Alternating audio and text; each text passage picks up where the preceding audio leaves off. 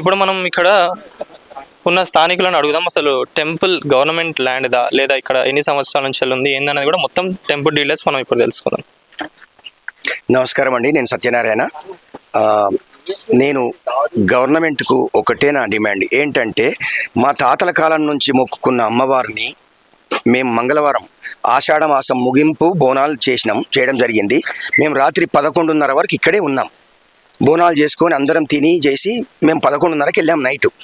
అయితే early morning 2 to 4 మధ్యలో MRO గారి స్పెషల్ ఇంట్రెస్ట్, మన ఎవరున్నారు హోమ్ మినిస్టరు రేవంత్ రెడ్డి, ముఖ్యమంత్రి ఆయన్నే, అన్నీ ఆయన్నే.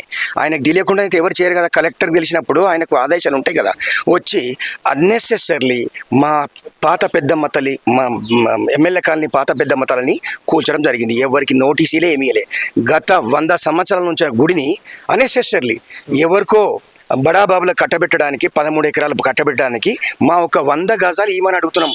మా అమ్మవారి వరకే ఇవ్వమన్నాం, అంతకు మించి ఏం లేదు. అయితే మేమేమైంది అంటే రీసెంట్లీ మొన్న బోనాల ముగింపు కార్యక్రమంలో, అంతకంటే ముందు కూడా వారం కూడా చేసినాము.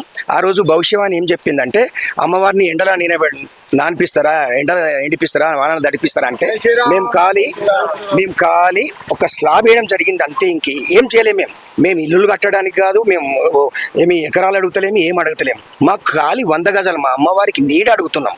అది మధ్యలో ఉందని చెప్పేసి రియల్ ఎస్టేట్కు మధ్యలో ఉంది. వాళ్ళు అమ్ముకొని గవర్నమెంట్ వాళ్ళ మందిపాలు కాజేయడానికి, ప్రైవేట్ వ్యక్తులు కాజేయడానికి ఇది అబ్సల్యూట్లీ రేవంత్ రెడ్డి సర్కారు చేసిన పన్నాగము.